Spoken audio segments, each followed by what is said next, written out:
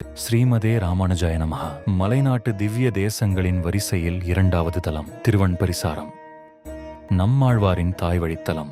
108 திவ்ய தேசங்களிலேயே மிக முக்கியமானவரான நம்மாழ்வார் அவதரிப்பதற்கு முன் அவருடைய தாயார் உடையநங்கையார் பிறந்து வளர்ந்த ஊர் இதுதான். நம்மாழ்வாருக்கே இது தாய் வீடு.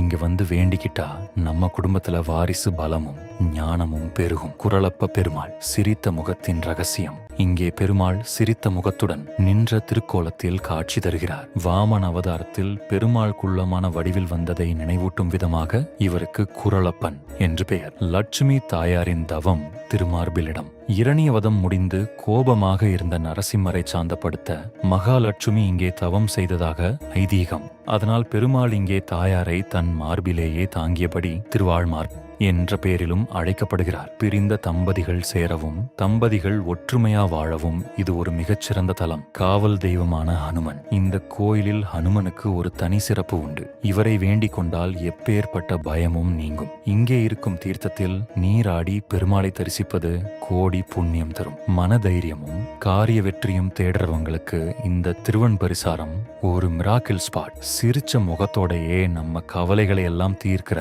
அந்த திருவன்பரிசார நாயகனை ஒரு முறை வந்து தரிசனம் பண்ணுங்க.